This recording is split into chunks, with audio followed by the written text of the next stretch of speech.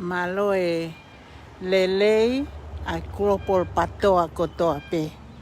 Kai pui ange he, kau ki ai lewa, kau ki ri whakamatala atu ke wheitu koen o kou iai. Sai, e lupe whono kalafi, sio lelei maha whausi.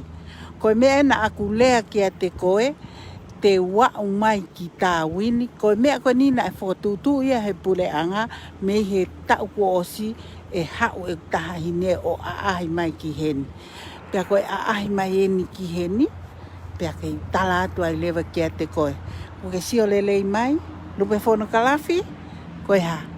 Koe wheitu eni na ake ngā ue pōpulai a eni. Koe sio kia hau mata uli, o te ke toi hela koe he tala noa i Alesieli. He au ma Alesieli a ki heni o taaki ai koe. Koe. Sio mai ke sio lelei mai e lupe whono kalafi, kata ai lewa mea koe o kuke fie mau. Sio hifo koho mata uli mata matolu ke lea mai ki Alesieli i ha. O ke sio mai ke ufale na ake takatakai holoai ho ngā ue pōpula, o ngofua pe Alesielia ke hau ki ai. He koe ha Alesielia mo ne tahine, o ngā ue ia he pule anga. Koe loe ai ai legal aid o pule anga. Pea ko whea ai koe. Ko whea ai koe. Koe whanki whale eni na ake ngā ue pōpulai a eni. Pea o te ke hela koe he lea mai ki a te au. He kai te tau taua i he māma koe ni. Koe ha, sio mai ko ho fu pesi, ho fu lai kau wae liko, koe wheitu ueni na ake takai. Koe nkei asi pe ho fu topu wa i heni, i he ufo. I he fo i e lia koe ni. Koe fo i e lia ni na iai ho topu wae liko. Ho fu ka wae liko matolu. Koe sio mai, koe pili iso nena ke iai. Ai ke ilo ia, te wao he te tohi koe, te tohi koe ke ilo i. Ke ilo ia te tuku ia tu ho titele. Mahina koe ni. Fofua hao, mau koe mo e kawa. Pea ko whea ai ho ko loia na ke tala na e whanau i mai koe o ke loia. I kai ko ho o vale nganga uia ke mahino kwa koe mea koe loia o tafi i e pupuha mo e atamai mo mea ko ia. Pea toki loia i mamani. O ke sio mai ke wheitu koe na ke ngā ue pōpulai. Le sieren kui ai. O sio ki whale koe ki whale e whahau e aahi o ke nofo mo i ai. O ke takai lewa o mai koe hau koe aahi ki ate koe. Pa koe ki whale ne o kuke hau tala noa mo e aahi. Sio? Pa sio ke ai ho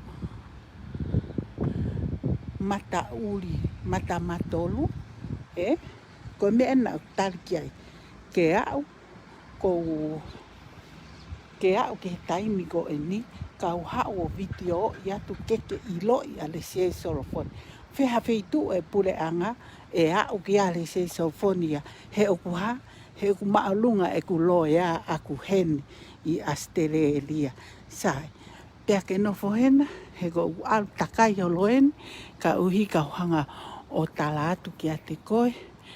Ai mea koe ki tāpuni ake hongu tu Mo sio mai tonga kotoa koe fu pespesi eni, fu kau wae liko eni o lupe whono kalafi, koe wheitu ena ngā ue pōpulai.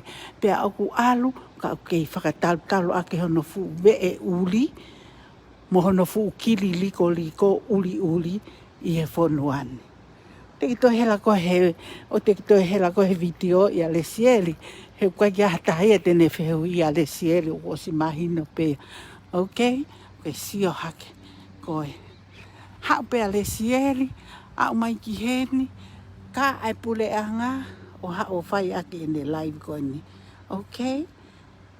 Sio ki ai lupe whono ka lafi pe ko lupe mata uli liko ma mani. Bye everyone. Koe pilisone na ngau e popula ya lupe fono kalafi i ene tila kava ko ene ngau e au fai he feitoni o ko wa mai ke community ko ene ngau e au fai he feitoni ko e tila kava kai tala ko ene business ko ene ngau e au fai feitoni ko e tila kava ka ko e na ku no foi sene pe ko e se ko hono anga i mano o i kai te kia ha tonga ko tonga pene ua o ko whanonga i ku o sta ofi e Uniting Church me hano nau whale lotu pia moho nau kele kele. Ua ake a lupe fono kalafi o ku tapui e Uniting Church hono vee liko liko pia moho no vee uli ke toi hu i he Uniting Church pe toi tu i he kele kele o Uniting Church. Tuku ho whakamatala loi, mo whakamatala mio i ka fie lau he koe vewe koe, fie lau koe tunga vewe koe na ke kai vewe peho kei leka, alua ke ai pe koe vewe peni o ke tukuange mai. Sio mai, whetu eni na ke mohe liko liko holo ai, kai ki aha fo i sempu ke fufulu aki koe koe. Pilisone en, kei whaka ofa pilisone, sio mai ka hono whanki whare, he?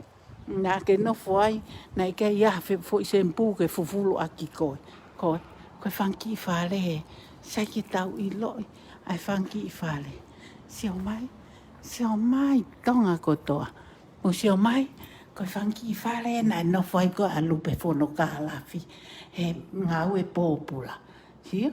Musio mai ki mohenga pe sai ne ko ki mohenga pe mo mea ko whanki whare o nofo na ha o nofo po pulai pe ko ia tapni leva e lupe fono ka lafi ke I lo ia ko ia ko musio mai ko fulai ka wa liko uli matolu e o lupe fono kalafi o kei tu pe hono pio kalafi mo hono historia I he ki no fo anga koe ni sai te walo hoko atu he te wau ki he whale hopo koe na e hopo ai he ko no fo fiau ki ai he siti koia whale lewa ho longutu ho fu longutu matolu he mea ke ilo I mo fu longutu uli sai ke tau ilo pai everyone ko historia no lupe fono kalafi I tawini